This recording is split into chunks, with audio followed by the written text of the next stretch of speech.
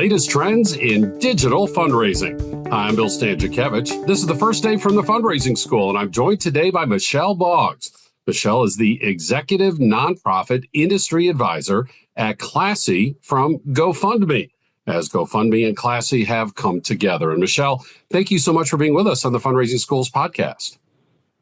Bill, thanks so much for having me. I've been a longtime listener, excited to be a first-time guest, and excited about this conversation. Well, thank you. We're thrilled that you're with us. And help us understand, what is an executive nonprofit industry advisor? I thought the titles in higher education were rather complex. Help us understand this one. Yeah, we were laughing before we started. It is kind of a funny title, but I think in its most simplest terms, it's really the vision behind Classy and GoFundMe, which is to make sure our customers and our nonprofits are as successful as possible. So they wanted someone on the team who had done the work and who had been in the sector and who had been a fundraiser. So for almost 20 years before joining the team, I was a frontline fundraiser, worked at lots of different organizations, all types of causes, regional roles, national roles, even some global fundraising. And my role is really to bring the voice of our customer and make sure that our teams and everything that we do and all the products that we deploy will truly help our customers be as successful as possible. So think of me as sort of the in-house expert for the sector to just continue to make our business as great as possible and to help as many people as possible. And just to provide added context, thank you for that description. And thanks for all that you're doing to strengthen the philanthropic sector, both with your fundraising days and now with the expertise that you're sharing across the country and around the world. What type of services does Classy GoFundMe provide? Yeah, so for those who might not be aware, I'll start with Classy. We're a digital suite of fundraising tools, everything you can think of when it comes to any transaction happening online. So all peer-to-peer type fundraising campaigns. We do events, both in person, fully remote, hybrid. We do direct giving.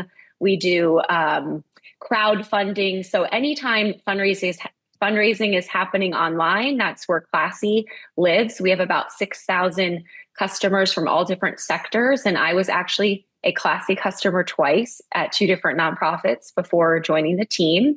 And then GoFundMe acquired Classy about 3 years ago. And GoFundMe, I'm assuming probably most listeners know, just because we have a crazy high brand recognition percentage, but GoFundMe is the leading global crowdfunding platform. So it's really synonymous with help. It's really a verb. I'm starting a GoFundMe.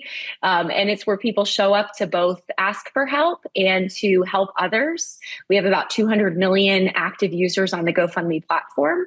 And both companies came together to continue to help the consumer side of the business, so people helping each other and getting help for themselves. And now we're moving into helping more and more nonprofits raise as much money as possible using amazing tools like GoFundMe, and then continuing to invest and grow the tools on the Classy side of the business. Yeah, so you were a longtime Classy customer. It sounds like you had enough punches on the punch card that you had your choice between the donut or the job, and you took the job. That's right.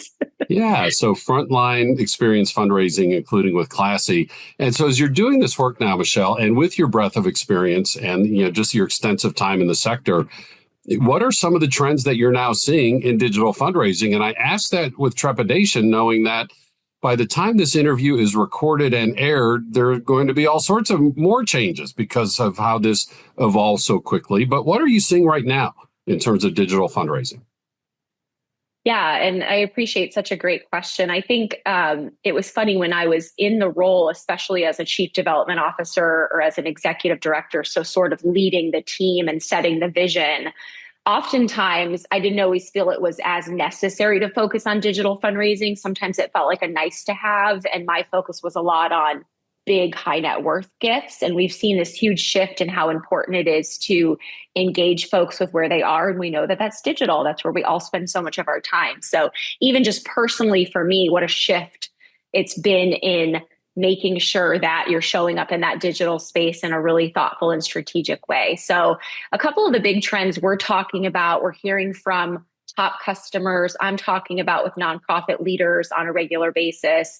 A big one is customer acquisition costs have skyrocketed, particularly in the last like 5 to 10 years. So as you can imagine, it's getting harder and more expensive to acquire those new donors. And a lot of the tried and true traditional channels or campaigns that nonprofits have used aren't working in the ways that they've worked in the past, or they're seeing diminishing returns on some of those activations. And that's largely because we know that the way people find and consume information is evolving, right? I mean, even outside of the nonprofit sector, we've gone from broadcast to internet to search, and we're living in this much more fragmented information landscape. And we've seen this huge rise in the creator and influencer economy. I saw someone recently, I think it was last week, talking about the fact that Amazon has almost become a search engine like a Google, where not only do you purchase products, but you actually search things using Amazon. So just to your point, how fast it's changing. So what this information overload means for our nonprofit customers is it's not enough anymore to just rely on those owned channels for acquisition and retention. You really do have to think about the places where your supporters are showing up, where they're spending their time, where they're representing your brand on your behalf. So think of more of the earned channels.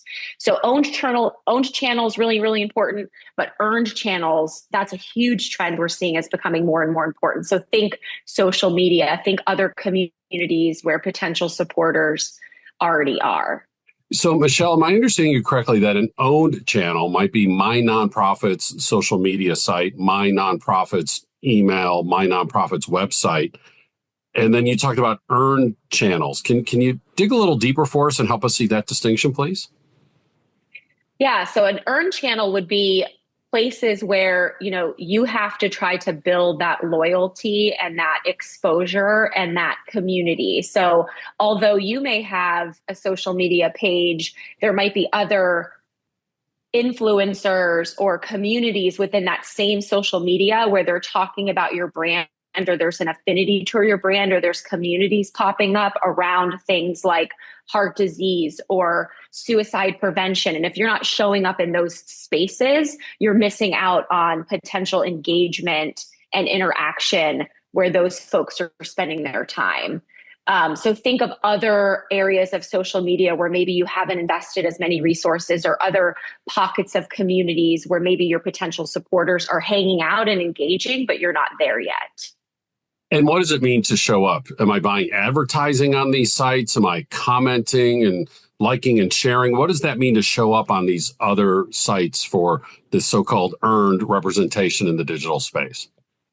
Yeah, so I think a lot of it is what you just talked about, but a piece of it is sort of segues into another trend, Bill, which is really this idea of trust.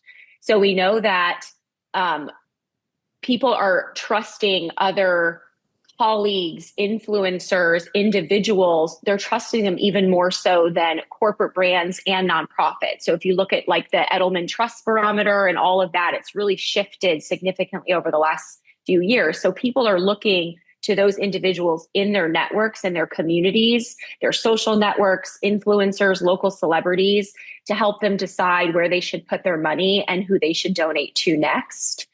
And we did a study called the Social State of Giving Report. GoFundMe did this in the fall. And through the report, we found that over half of Gen Z would trust an impact creator. An impact creator is someone who uses their network for good to disseminate donations on their behalf. And we believe this is a powerful narrative that your nonprofit listeners today should be tapping into and thinking about. So those people that can get out there and evangelize on your behalf and advocate on your behalf and share on your behalf.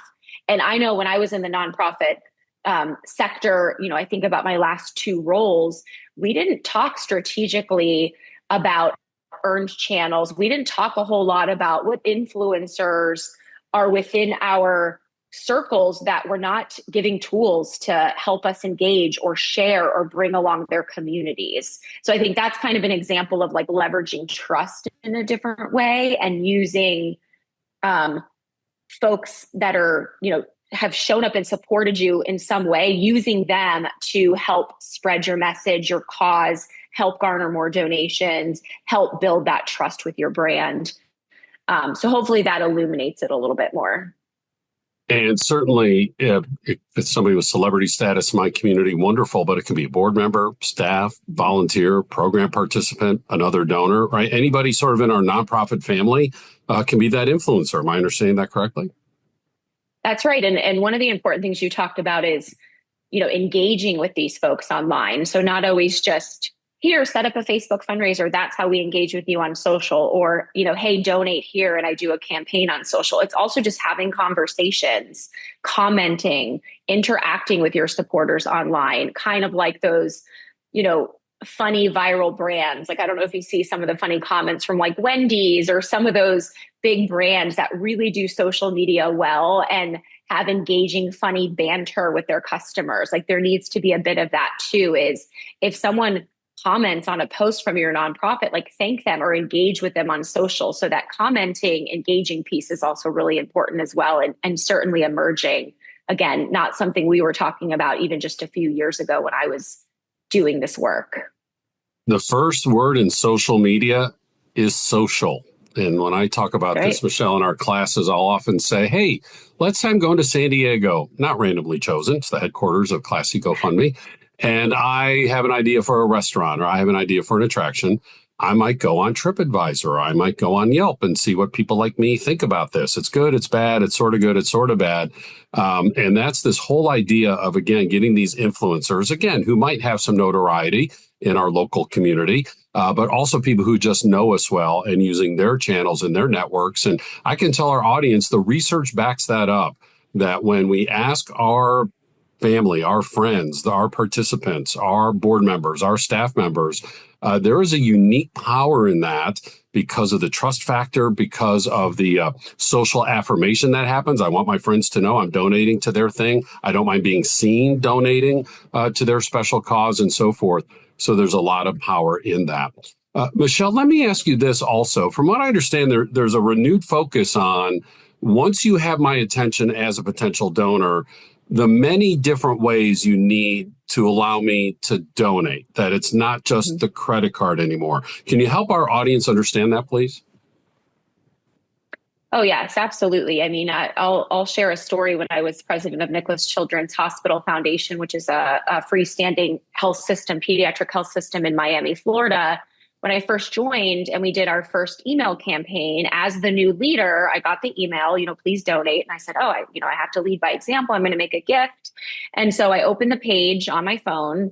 And first and foremost, it wasn't mobile optimized. So that was already challenging. I'm trying to scroll and move over and, not a good giving experience to begin with. And then when I finally put in all the information and it was time to make my gift, we only at the time accepted credit card. And I just remember sending an email, it was 11 o'clock at night. And I was like, please don't feel like you need to answer this tonight, but we should really talk tomorrow about this giving experience. Is there anything we can do to offer alternatives to credit card? Because I'm sitting in my living room that night watching TV, trying to make a donation. I was, felt this moment of generosity, and my wallet was upstairs in my purse, so now I had to get up and go get it. So the point of that story is I worked there. So I was committed to completing that transaction. But imagine all the other donors that if that's the experience they have and they get to the point of making the gift, and it can't be a quick left click on their phone, if it can't be Venmo, if it can't be a stock gift, if you don't have all those options, the likelihood of that gift converting, as you can imagine, really diminishes. And so, one of the trends I would say in digital fundraising, the first question you asked is like making sure that experience is as frictionless, optimized, mobile first, really on par with like ordering a Starbucks drink. It has to be that personalized, really, really easy experience. So yes, having all the digital wallets, having PayPal, having Venmo, having all those things, again, is not only going to drive really incredible conversion, but it's going to keep your donors coming back and talking about you and sharing your cause with others because they know that you're going to provide a good experience. So yeah, that's really, really important. Frictionless. Friction causes static electricity. Static electricity is shocking. We don't want to shock our donors. We want it to be frictionless, no static. I like that. And one of the quick things I did want to touch on, because I loved what you talked about previously, was the fact that younger people are much more open to sharing that they gave. That was a really validating data piece from this social state of giving report that I talked about. We found that about half of all Gen Z that we surveyed wanted to share their donation online to help spread the word and inspire others. And we know that just this act of sharing can equate to dollars. And so through this research, we found that anytime an organizer just shares their fundraiser, it can help drive an additional about $100 towards their goal on average. So again, if you aren't even just asking folks to share, you're missing out on an opportunity to reach new communities through those supporters who may be in a really well-positioned place to act on your behalf. So not only giving, but also sharing and being really proud of giving. It's becoming more and more, a state of identity and who we are. It's becoming much more prevalent than maybe the boomer generation. They wouldn't so publicly state, that they were fundraising on behalf of X organization, or I gave $100, will you join me? That just wasn't necessarily as popular. So really important point that you brought up. And Michelle's been mentioning generations. We have a wonderful podcast with our good friend Rick Dunham of Dunham and Associates on behalf of the Giving Institute, showing if we think about our four generations, boomers, Gen X, millennials, Gen Z, the generation that made the highest number of gifts through a digital channel in the most recent year were the boomers, followed by Gen Z. So meaning that all four generations are online. Even somebody who receives a direct mail letter very likely could go online to make that gift. We know that folks are using the QR codes that they can put on a sticker and put the sticker on the letter. And I can point my phone at the QR code sticker in the letter and make my donation in that frictionless way. So again, all generations are online, very likely because of COVID, Michelle. COVID and digital amplifier, right? We needed to buy our groceries and visit our grandparents. Right. They wanted to see their grandchildren, and it's just ubiquitous now, including in charitable giving. So, Michelle, let me ask you then, this whole concern about generosity amongst households. The folks who track data say it could be as low as 50% of households. There's some other estimates over years. If you've asked somebody, do you give in the last 2 or 3 years, that number can go up to 88%. And here you are, Classy, GoFundMe, folks are making their online donations. Damar Hamlin, the football player, has his big health incident on Monday Night Football. Love that. We see tragedies like the fires of Lahaina and Los Angeles. How do you square that when you hear that there could be a generosity crisis in America, and at the same time you see these outpouring of large numbers of gifts through the channels that you host? Yeah, what I would say to that is I just don't think it's accurate. I think that there's a huge gap in how we're capturing generosity, and a lot of these more traditional reporting functions like Giving USA and things like that, while they're amazing and we need them, don't always capture some of this community type giving like you talked about. And I think GoFundMe is a huge testament to that. As we continue to grow generosity, GoFundMe's been around 15 years now. We've raised $30 billion. So that in itself is showing us that generosity is growing. So doesn't agree with this, 50% or less than 50% of households are giving. Like I mentioned, our community is 200 million active people looking for ways to help. And I think it's just goes back to the beginning of our conversation is trends are different. How folks search for organizations is changing, how they consume information, who they trust. And, maybe a good time to plug in a couple really amazing tools that GoFundMe has deployed that will help hopefully continue to drive more generosity and make it easier for folks to give and find more nonprofits. Michelle Boggs is the executive nonprofit industry advisor for Classy and GoFundMe. At the fundraising school, we have 27 courses leading to 5 different certificates, including a certificate in digital fundraising. We also have a course on AI in fundraising to try to keep you on the leading edge of these digital opportunities to raise more money. We have 5 certificates in total in our public courses. We can pull curriculum together from different courses and tailor make a course just for you, your nonprofit, your region, your association, anywhere in the United States and around the world. We have quarterly webinars. We have this weekly podcast. And of course, the textbook, Achieving Excellence in Fundraising, the book now out in its 5th edition. All this information is available online at go.iu.edu/TFRS for the Fundraising School.